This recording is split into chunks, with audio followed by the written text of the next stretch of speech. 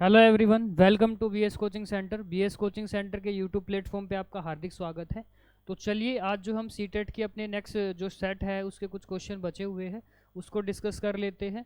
आज जो हम डिस्कस करने वाले हैं, दिसंबर 2018 में जो आपका सीटेट का एग्ज़ाम हुआ था, तो उसके मैथ्स के क्वेश्चन थे। कुछ क्वेश्चन हमने पहले वाली क्लास में देख लिए थे।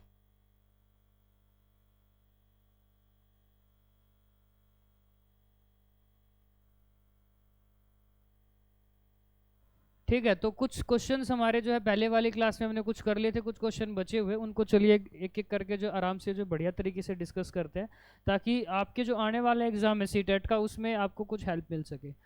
अगर आपने अभी तक बीएस कोचिंग सेंटर के चैनल को सब्सक्राइब नहीं किया है तो चैनल को सब्सक्राइब कर लीजिएगा। साथ के साथ बेल आइकन को प्रेस कर दीजिएगा, ताकि जो भी नई वीडियो हमारी आती है उसका नोटिफिकेशन आप तक पहुंच पाए। साथ के साथ हमारे इंस्टाग्राम पेज को भी आप लाइक कर लीजिएगा, और इसकी पीडीएफ के लिए हमारे टेलीग्राम चैनल पे भी आप जुड़ जाइएगा। तो चलिए स्टार्ट करते हैं आज की क्लास को। चलिए भाई, आज का फर्स्ट क्वेश्चन आपके सामने है, जिसमें आपको क्या दिया गया है। A teacher encourages the children in her class to explain the physical property of the objects around them in their own words. यानी कि क्लास का टीचर जो है मैथ्स पढ़ा रहे हैं, वो क्या कर रहे हैं, जितनी भी आसपास की चीज़ें जो ऑब्जेक्ट्स है उनके बारे में अपने शब्दों में जो है उनको एक्सप्लेन कर रहे हैं। ठीक है, उनकी फिजिकल प्रॉपर्टी को बता रहे हैं। जैसे आपके सामने क्लास में बेंच है, टेबल है, डस्टर है, ब्लैक बोर्ड है, यानी कि जो भी क्लासरूम के ऑब्जेक्ट अंदर ऑब्जेक्ट दिख रहे हैं टीचर को, तो टीचर जो है उनकी फिजिकल प्रॉपर्टी के बारे में बच्चों को क्या कर रहे हैं, एक्सप्लेन कर रहे हैं। आपसे पूछा गया, what is the most appropriate objective to of the teacher to do such an activity with her student. कि इस प्रकार की एक्टिविटी जो है टीचर्स के द्वारा क्यों की जा रही है, क्या उसका उद्देश्य है, क्या ऑब्जेक्टिव है। तो एक एक करके पढ़ते हैं क्या उसका उद्देश्य सही रहेगा। It is a useful activity which introduce a child to the shape. ये एक बढ़िया एक्टिविटी है, जिससे जो है बच्चे को जो है ना शेप्स के बारे में पता चलेगा। ठीक है, हो सकता है आपका answer. It is a very interesting activity which can be performed in the free time to revisiting the concept of shape. ये एक ऐसी एक्टिविटी है जो फ्री टाइम में हो सकती है, तो ऐसा कुछ नहीं है भाई कि फ्री टाइम में ही ऐसा टीचर करवाए। Children enjoy explaining the object in their own language like they enjoying playing and dumb cards. और डी है आपका, it makes the children observe the physical property of an object informally which deepens their understanding about shape. तो सबसे best जो answer रहेगा वो आपका D रहेगा, जिसमें आपको ये दिया गया कि it makes the children observe, कि बच्चे ही इससे ऑब्जर्व करेंगे। बच्चे ऑब्जर्व करेंगे मतलब बच्चे ही कुछ कर रहे हैं। तो जिस ऑप्शन में बच्चे कुछ अब खुद से चीजें कर रहे होते हैं ना, वो सबसे अप्रोप्रिएट होता है। यानी कि it makes the children observe the physical properties of an object informally तरीके से वो फिजिकल प्रॉपर्टी सीख रहे हैं। विच deepens their understanding about shape, जिसके बारे में उनकी और नॉलेज बढ़ेगी, किसके बारे में, शेप्स के बारे में। ठीक है भाई, तो ऑप्शन डी जो है वो इस क्वेश्चन का क्या हो जाएगा, राइट आंसर हो जाएगा। तो क्वेश्चन नंबर 16 का जो राइट आंसर होगा वो आपका कौन सा ऑप्शन हो जाएगा, डी ऑप्शन हो जाएगा। चलिए भाई, नेक्स्ट क्वेश्चन पे चलते हैं। उम्मीद करता हूँ क्वेश्चन ये जो है आपको समझ में आया होगा। चलिए भाई, नेक्स्ट क्वेश्चन आपके सामने है। ये क्वेश्चन रिपीटेड है। ठीक है, यानी कि ये क्वेश्चन तो खैर 2018 का है। इसके बाद जितने एग्जाम है वहां पर इस टाइप के दो क्वेश्चन मैं आपको पहले भी करवा चुका हूँ। ठीक है, the mathematics used by illiterate shopkeeper. एक अनपढ़ शॉपकीपर है, उसके द्वारा कोई ना कोई मेथड यूज किया जाता है कैलकुलेशन का। पहले भी एक क्वेश्चन आया था कि 100 ग्राम का प्राइस इतना है, 350 ग्राम का कैसे निकाल लेंगे। तो उसने 3 बार करके उसको आधा करके जोड़ा था, आपको याद होना चाहिए, क्वेश्चन मैंने आपको करवाया था। तो वही चीज़ ये बात हो रही है कि इलिटरेट पर्सन शॉपकीपर के द्वारा जो मैथमेटिक्स यूज किया जा रहा है, उसके केस में कौन सी जो है आपका ऑप्शन सबसे अप्रोप्रिएट होगा। Should be discussed by the teacher in classroom as an alternate strategy in solving related problem. कि टीचर जो है अल्टरनेट स्ट्रेटजी के तौर पे इस मेथड को यूज कर सकते हैं, ताकि किसी भी प्रॉब्लम का वो सॉल्व कर पाए। तो वहां पर हमने ये आंसर दिया था, लेकिन हो सकता है कि आने वाले स्टेटमेंट में इससे भी अप्रोप्रिएट मुझे कुछ मिल पाए। It is not useful in the mathematics classroom, ऐसा नहीं है कि कुछ भी जो है यूजफुल उसका नहीं हो सकता। Is very useful in solving all math, सारी की सारी प्रॉब्लम तो सोल्व नहीं हो सकती। अलजेब्रा आपको बच्चे को सिखाना, शेप्स आपको सिखाना, तो वो कहाँ काम आएगी उसकी चीज़ें। Has ambiguously and very low level of corrections in it, यानी कि ये भी जो है मतलब अस्पष्ट है, ठीक चीज़ ये ठीक नहीं है, तो ये भी नहीं होगा। तो ए जो है वो आपका क्या हो जाएगा, राइट आंसर हो जाएगी। अल्टरनेट के तौर पे किसी भी प्रॉब्लम को सोल्व करवाने के लिए हम जो है इसको डिस्कस कर सकते हैं अपने क्लासरूम के अंदर। लास्ट में आपने ये पढ़ा था कि किसी चीज़ का वेट 350 ग्राम है और शायद 100 ग्राम जो चीज़ है उसका वेट आपको दे रखा था, या शायद 1 किलो का प्राइस दे रखा था, है ना, कि 1 किलो का प्राइस जो है वो आपका 20 रुपये है ना। तो आपको पता है 100 ग्राम का प्राइस कितना होगा, 100 ग्राम का प्राइस 2 रुपये हो जाएगा। तो उसने 100 ग्राम प्लस 100 ग्राम प्लस 100 ग्राम और 50 ग्राम का 1 रुपया, तो 7 रुपये उसने आंसर निकाला था। ऐसा कुछ क्वेश्चन था, है ना। तो इसका मतलब ये भी है कि जो क्वेश्चन आप पहले पढ़ चुके हो, ये जो अब पढ़ रहे हो, ज़्यादातर जो क्वेश्चन होते हैं वो रिपीटेड होते हैं, PYQ से ही उठाए जाते हैं। तो इसका जो राइट आंसर हो जाएगा वो आपका क्या हो जाएगा, ऑप्शन है। डन भाई। तो चलिए नेक्स्ट क्वेश्चन पे चलते हैं। क्वेश्चन नंबर 18 आपके सामने, एक बार इसको पढ़िए और मुझे आंसर बताइए कि इसका राइट आंसर जो है आपका क्या हो जाएगा।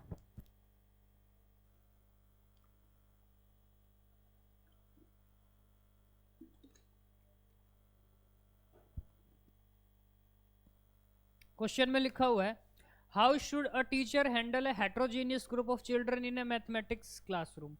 एक क्लासरूम के अंदर टीचर हेट्रोजीनियस ग्रुप को कैसे संभालेगा। हेट्रोजीनियस ग्रुप का मतलब है कि कुछ बच्चे टैलेंटेड होते हैं, ठीक है, कुछ मीडियम होते हैं और कुछ बिल्कुल ही लो लेवल के होते हैं। तो इस प्रकार के ग्रुप हो गए हेट्रोजीनियस, जिनका आपस में कोई मेल नहीं खा रहा, ठीक है। अब मान लो कोई बच्चा ओवर टैलेंटेड है, बढ़िया है, एक्स्ट्रा टैलेंटेड है, और एक बच्चा बिल्कुल लो लेवल का है जिसको कंसेप्ट थोड़े कम समझ में आ रहे हैं, एक बच्चा ऐसा है जिसको कंसेप्ट बहुत बेहतरीन तक इस तरीके से समझ में आ रहे हैं। तो इस ग्रुप को आप कैसे मैनेज कर रहे हो भाई, क्लास के अंदर कैसे संभालोगे, है ना। पहले दे रखा by doing questions according to low ability children in the class and giving the complex question as homework assignment to higher ability children. यानी कि बिल्कुल हल्के हल्के क्वेश्चन बच्चे को करवा देंगे, किसके अकॉर्डिंग, ताकि जो लो लेवल के बच्चे बैठे उनको समझ में आ जाए, और जो कॉम्प्लेक्स क्वेश्चन है, थोड़े से मुश्किल क्वेश्चन है, उसको होमवर्क दे देंगे, किसको, जो हायर एबिलिटी के है। तो ऐसा नहीं करना, ऐसा हमें बिल्कुल भी नहीं करना है। By grouping the children of same ability together and giving them question according to their. एक काम करेंगे, जितने होशियार बच्चे हैं उनको एक जगह बिठा देंगे, और जो बिल्कुल लो लेवल के बच्चे उनको एक जगह बिठा देंगे, उनको अलग क्वेश्चन देंगे, उनको अलग क्वेश्चन देंगे। तो इस प्रकार की भी चीज़ें जो है क्लासरूम के अंदर टीचर को नहीं करनी है। By grouping all children together in same classroom, ठीक है, सारे के सारे बच्चों को जो है ग्रुप कर देंगे एक ही क्लासरूम में। और डी में आपको दिया गया bye grouping the children of different ability together so that they can learn from each other. तो डी जो है वो आपका क्या हो जाएगा, राइट आंसर हो जाएगा। यानी कि bye grouping the children of different ability, ठीक है, अगर कोई होशियार बच्चा है और कोई लो लेवल का बच्चा, तो उसको उसी के साथ बिठा देंगे ताकि वे एक दूसरे से कुछ सीख पाए, होशियार बच्चे से लो लेवल का बच्चा कुछ सीख पाए। तो इस प्रकार से हम ग्रुपिंग कर देंगे ताकि सारी चीज़ें आपस में बैलेंस हो जाए। तो क्वेश्चन नंबर 18 का जो राइट आंसर हो जाएगा वो आपका ऑप्शन डी हो जाएगा। क्वेश्चन नंबर 18 का जो राइट आंसर होगा वो क्या हो जाएगा, ऑप्शन डी हो जाएगा। उम्मीद करता हूँ क्वेश्चन आपको जो है समझ में आया होगा। तो चलिए नेक्स्ट क्वेश्चन पे चलते हैं। नेक्स्ट जो क्वेश्चन है वो आपका क्वेश्चन नंबर 19 है। एक बार इसको आप पढ़िए और मुझे बताइए इसका राइट आंसर जो है क्या होगा, ठीक है। लास्ट में आप मुझे स्कोर बताना कि आपका स्कोर क्या रहा। फिलहाल आप मेरे साथ साथ जो है क्वेश्चंस को करते जाइए।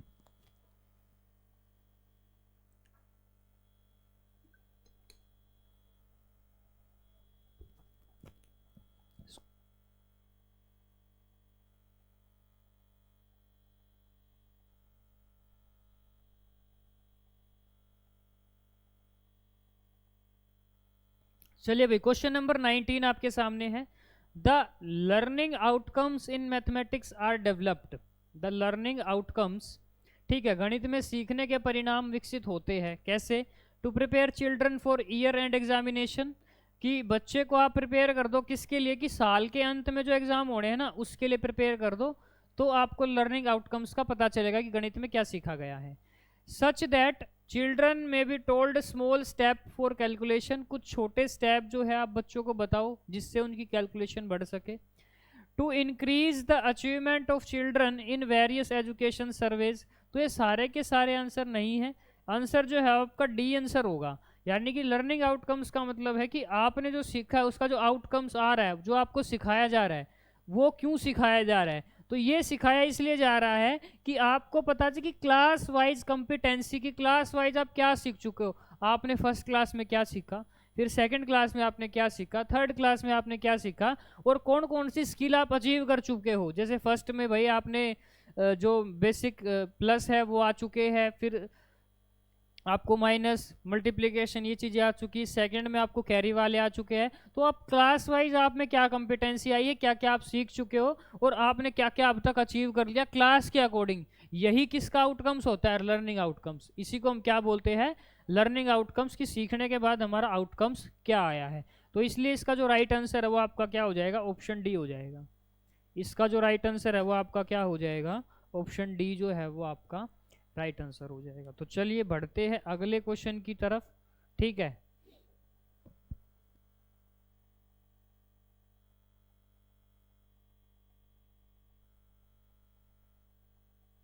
चलिए भाई क्वेश्चन नंबर 20 को एक बार पढ़िए और मुझे बताइए इसका जो राइट आंसर है वो आपका क्या होगा।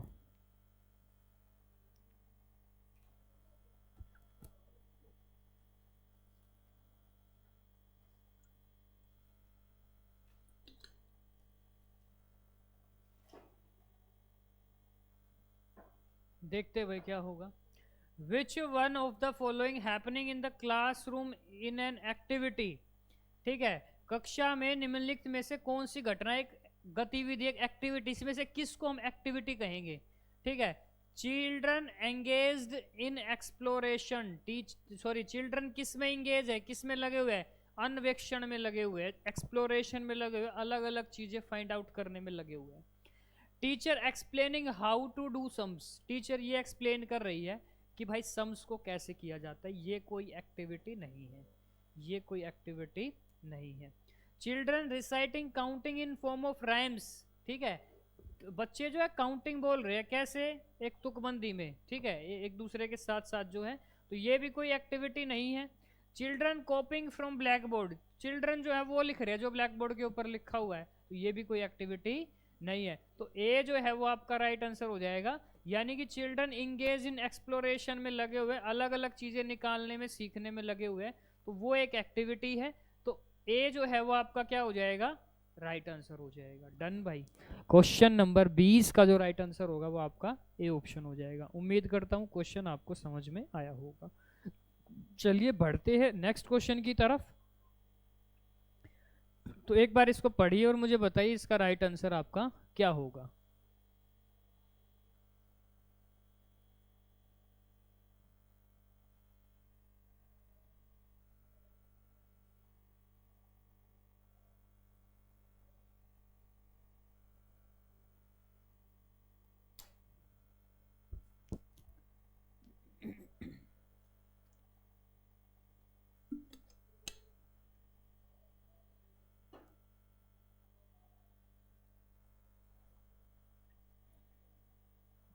देखो भाई, to develop skill of counting among children, बच्चों के बीच में हमें काउंटिंग की स्किल डेवलप करनी, मतलब सीधे तौर पे गिनती सिखानी बच्चों को।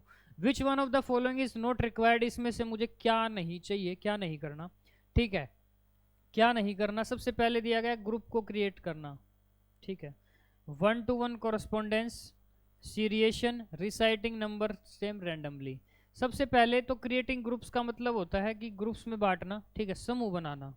ठीक है, तो समूह हम बना देंगे, ये कर सकते हैं। ठीक है, 1-to-1 कॉरस्पॉन्डेंस कर सकते हैं। 1-to-1 कॉरस्पॉन्डेंस का मतलब है, मैंने कहा ये मैं एक पेन लेके आया, इसको मैं बोलूंगा 1, फिर मैंने 2 पेन हाथ में लिए 2, 3 पेन हाथ में लिए 3, 4 पेन हाथ में लिए 4। यानी कि 1-to-1 जो मैं बच्चों को उस वही चीजें दिखा रहा हूँ, वही चीजें बुलवा रहा हूँ।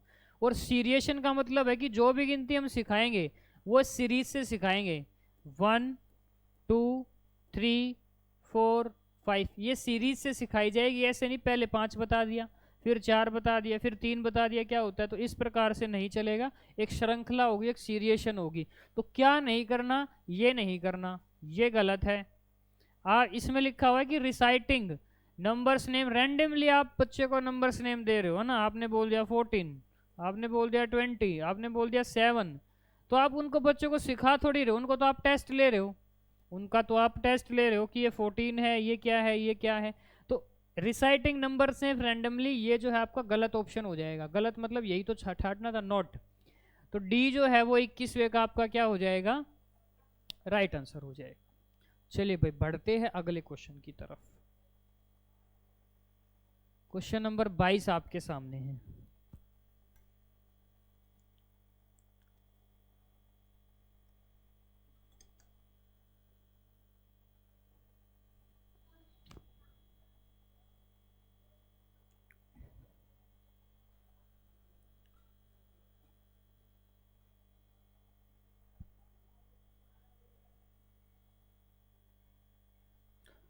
देखिए भाई, आपको क्या पूछा गया है, on asking a child what is area, बच्चे को पूछा गया भाई व्हाट इज एरिया, क्षेत्रफल क्या होता है।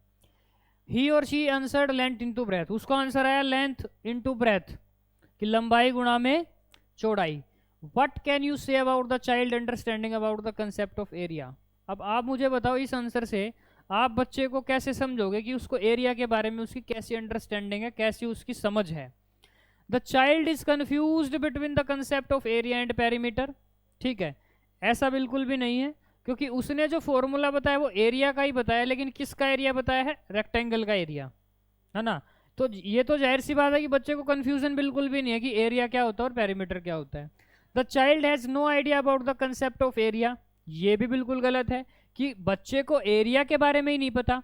अगर उसने एरिया के बारे में नहीं पता तो फिर उसने लेंथ इनटू ब्रेथ बता कैसे दिया, क्योंकि रेक्टेंगल का एरिया लेंथ इनटू ब्रेथ ही तो होता है। The child use the area of rectangle as general idea of area of any close shape. The child is right is saying area is, ये तो गलत है, एरिया कभी भी लेंथ इनटू ब्रेथ नहीं होता।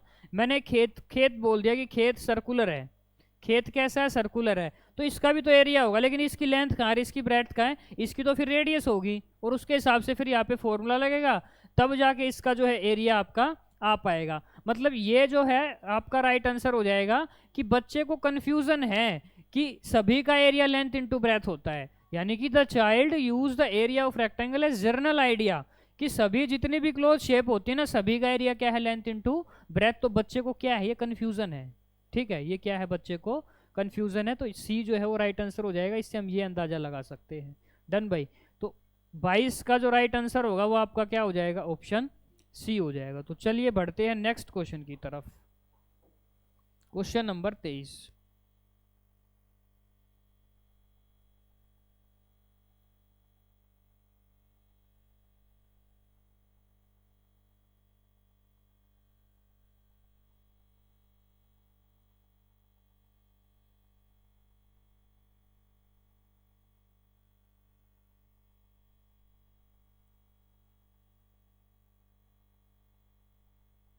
भाई, which one of the following statement is true with respect to mathematics learning. इनमें से कौन सी स्टेटमेंट ट्रू होगी, किसके रिस्पेक्ट में, मैथमेटिक्स लर्निंग के रिस्पेक्ट में कौन सी सही होने वाली है ना। Mathematics can only be learned by rigorous practice, math तभी आ सकता है जब अति बहुत ज़्यादा प्रैक्टिस कर लोगे, है ना। तो मैंने बताया कहीं भी बहुत ज़्यादा प्रैक्टिस की बात होगी वो बात कभी भी सही नहीं होगी, वो बात कभी भी सही नहीं होगी। Mathematics is a difficult subject, ऐसा नहीं है ना। जिसको जो आता है वो डिफिकल्ट, सॉरी, जिसको जो आता है उसके लिए आसान है, जिसको नहीं आता उसके लिए डिफिकल्ट है। ठीक है, generally girls are weaker in mathematics, ये भी बिल्कुल बात सही नहीं है। तो डी जो है वो आपका क्या हो जाएगा, राइट आंसर हो जाएगा। ये बात बिल्कुल सत्य है कि एवरीबडी कैन लर्न मैथमेटिक्स, कोई भी जो है मैथमेटिक्स सीख सकता है, चाहे लड़का हो लड़की हो, ठीक है, सभी जो है मैथमेटिक्स सीख सकते हैं। तो ऑप्शन डी जो है वो आपका क्या हो जाएगा, राइट आंसर हो जाएगा। डन, उम्मीद करता हूँ चीज़ें समझ में आई होंगी। चलिए नेक्स्ट पे चलते भाई। अगला क्वेश्चन आपके सामने है। ठीक है, लास्ट में आप मुझे स्कोर बताना, आपका स्कोर क्या रहा। तो एक बार इसको पढ़ो और इसका आंसर बताओ।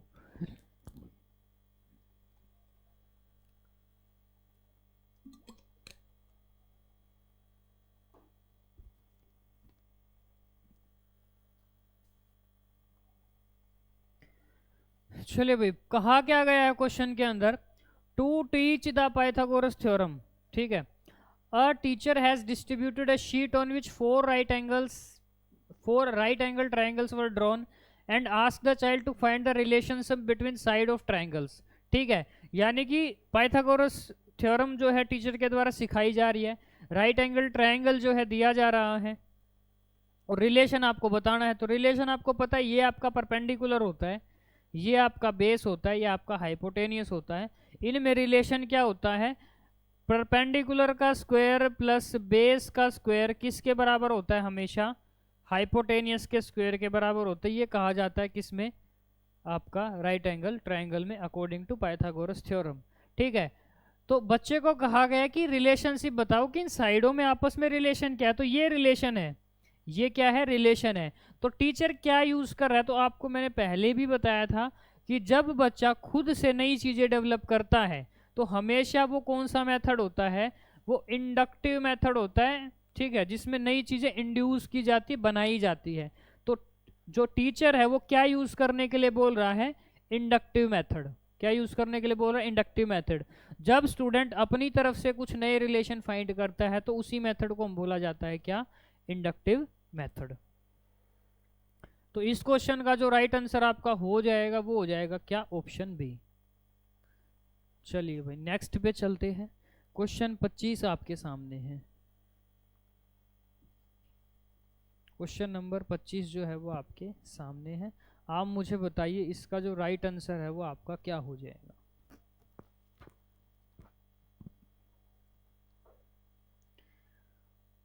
तो पढ़िए इसको और मुझे बताइए इसका राइट आंसर क्या होगा।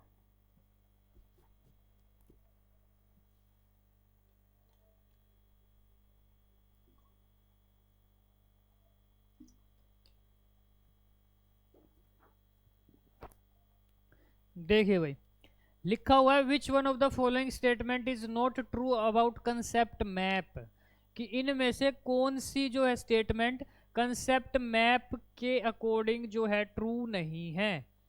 Concept map help in linking pure knowledge to new instructions, यानी कि जिस कंसेप्ट को आप शॉर्ट फॉर्म में दिखा रहे हो, उसके मैप आप ड्रॉ कर रहे हो, तो उससे जो है आपको नई इंस्ट्रक्शंस में लिंक करने में क्या मिलती है? हेल्प मिलती है। Concept map represent a collection of interconnected concept and link them. Concept map के माध्यम से सारी चीजें कलेक्शन एक ही जगह पे रहता है और आपस में आप उनको लिंक भी कर पाते हो। एक कंसेप्ट में ही अलग अलग चीजें, अलग अलग स्टेटमेंट्स को लिंक कर पाते हो। Concept map should be constructed by, आ गया ना शब्द ओनली, तो जहां पर शब्द आ जाए ओनली वो स्टेटमेंट कभी भी सही नहीं होगी। तो यही आपका आंसर हो जाएगा option C. Concept map are hierarchical in nature, बिल्कुल सही है। कंसेप्ट मैप हियरार्किकल होते हैं, ठीक है, स्ट्रक्चर वाइज होते हैं। तो सी जो है वो आपका क्या हो जाएगा? राइट आंसर हो जाएगा। ये बिल्कुल भी सही नहीं होगा। कंसेप्ट मैप को कोई भी ड्रॉ कर सकता है, जरूरी नहीं कि टीचर के द्वारा ही कंसेप्ट मैप बनाए जाएंगे। डन। पब्लिशर के द्वारा बनाए जा सकते हैं, बच्चे खुद भी बना सकते हैं। तो सी जो है वो यहाँ पर क्या हो जाएगा? राइट आंसर हो जाएगा। तो चलिए बढ़ते हैं अगले क्वेश्चन की तरफ। क्वेश्चन नंबर 26 आपके सामने है, काफी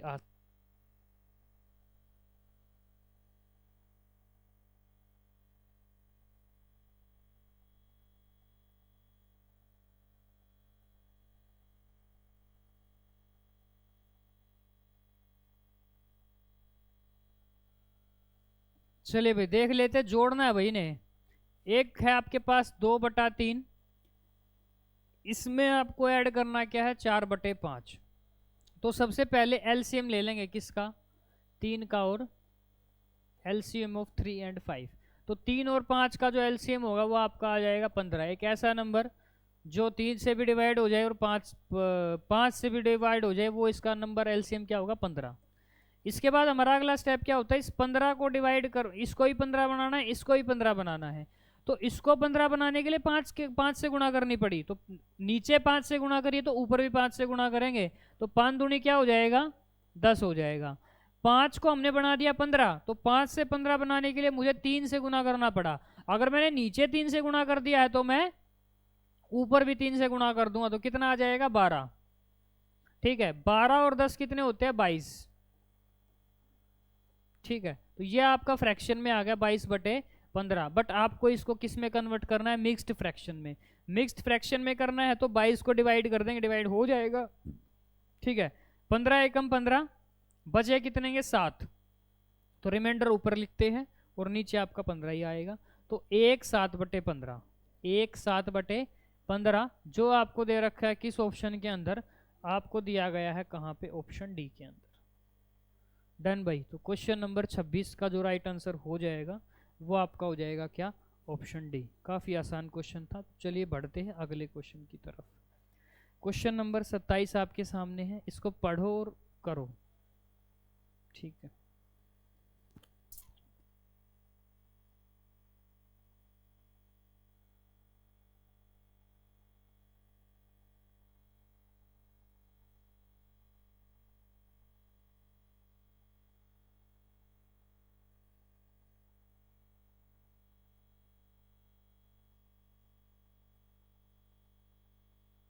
तो देख लेते हैं इसका राइट आंसर क्या होगा। सारी की सारी स्टेटमेंट आपको पढ़नी थी, है ना। देखो भाई, ये आपको दे रखा है क्या, पैरेललोग्राम। ठीक है। ये आपको दे रखा है स्क्वायर, ये आपके पास है रेक्टेंगल, और ये आपके पास रोम्बस। चार आपको क्वाड्रिलेटरल दिए गए हैं। अब आपको देखना कि इनमें से कौन सी सही नहीं है, कौन सी सही नहीं है। इसने कहा कि 2 ऑफ देम आर रेक्टेंगल, इनमें से 2 रेक्टेंगल है, इनमें से 2 रेक्टेंगल है। तो ये भी रेक्टेंगल है और ये भी रेक्टेंगल है, क्योंकि रेक्टेंगल की प्रॉपर्टी होती है आमने सामने की भुजा बराबर होती है। ब्रेड्थ, और ये भी ब्रेड्थ, लेंथ ये भी लेंथ, तो इसमें भी तो आमने सामने की भुजा बराबर है। ठीक है। तो ये और ये दोनों रेक्टेंगल है, यहां पर भी एंगल 90 का है, यहां पर भी एंगल 90 का है, तो ये दोनों क्या है, रेक्टेंगल है। बिल्कुल सही कह रहा है, तो ए बिल्कुल सही है। ऑल आर पैरेललोग्राम्स, सारी की सारी क्या है, पैरेललोग्राम्स है। पैरेललोग्राम्स की भी प्रॉपर्टी क्या होती है, आमने सामने की भुजा बराबर होती है। तो देख सकते हो आमने सामने की भुजा बराबर है, आमने सामने की भुजा बराबर है। अपोजिट साइड इक्वल है, अपोजिट साइड इक्वल है, अपोजिट साइड इक्वल है, अपोजिट साइड इक्वल है, और अपोजिट साइड क्या है, इक्वल है। तो सारे के सारे पैरेललोग्राम भी है। One of them is not parallelogram, यहाँ पे बात बिगड़ेगी भाई। जब पहले ही बता दिया सारे पैरेललोग्राम है, और आप फिर अगली स्टेटमेंट में कह रहे हो कि इनमें से एक पैरेललोग्राम नहीं है, तो फिर यही गलत होगी ना। आपने ये भी बोल दिया कि सारी पैरेललोग्राम है, और अगली में आप बोल रहे हो इनमें से एक पैरेललोग्राम नहीं है, तो यही गलत होगी। 2 इसमें रोम्बस है, तो ये और ये दोनों रोम्बस है। डन भाई। तो सी जो है वो आपका बिल्कुल भी सही नहीं है। तो ऑप्शन सी जो है क्वेश्चन नंबर 27 का क्या हो जाएगा, राइट आंसर हो जाएगा। डन भाई। उम्मीद करता हूँ क्वेश्चन आपको समझ में आया होगा। चलिए भाई, लास्ट में आप स्कोर बता देना मुझे, क्या स्कोर रहेगा आपका। क्वेश्चन नंबर 28 आपके सामने है। आपको लिखना है 11,1111, है ना। बचपन में जो है स्टूडेंट बोलते थे भाई 11,1111 लिख के दिखा, कैसे लिखा जाएगा। तो अभी आपको वही काम करना है, 11,1111 लिखना है। ठीक है। तो बताओ क्या इसका राइट आंसर हो जाएगा।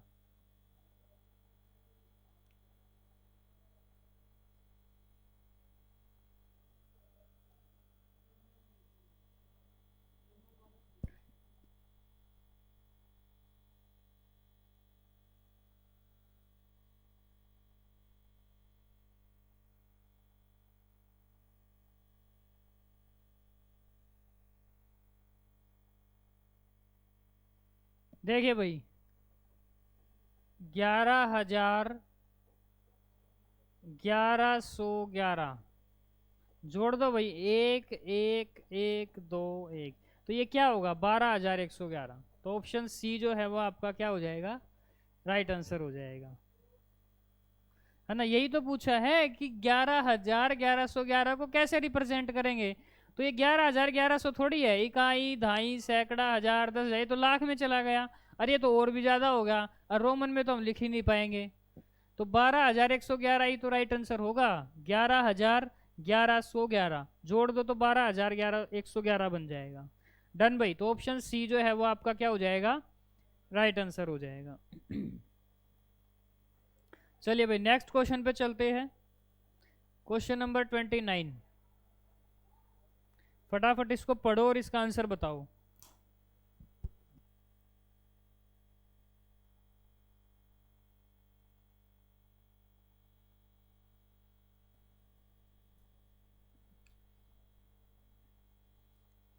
ए और बी का डिस्टेंस बताना भाई कितना होगा। एक ये आपका ए दे रखा है, और ये आपका बी दे रखा है, इसका डिस्टेंस बताओ, इनके बीच में डिस्टेंस कितना होगा।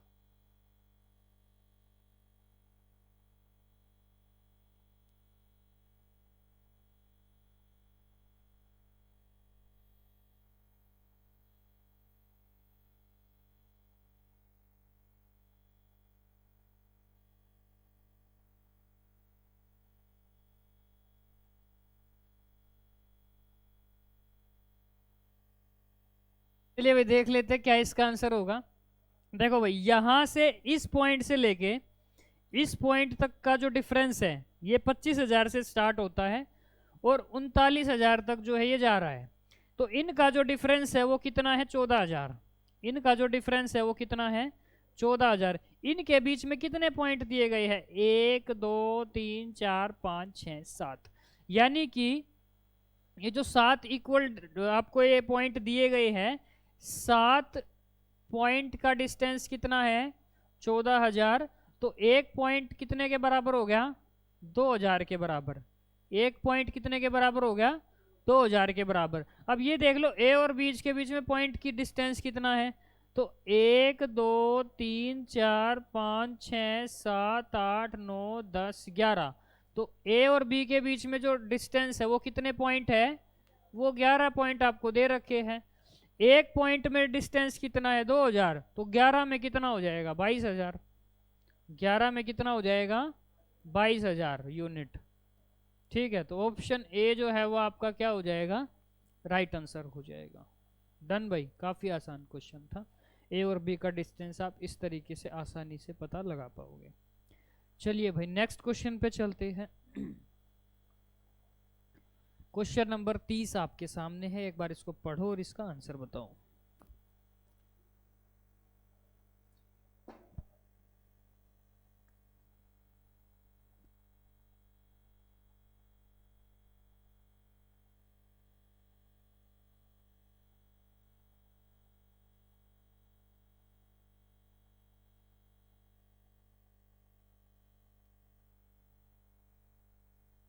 लास्ट क्वेश्चन है, इसके बाद भी क्लास चलती रहेगी। नेक्स्ट टीचर आपको पढ़ाने आएंगे तो क्लास एंड नहीं होगी। ठीक है, क्लास को आप देखते रहिएगा।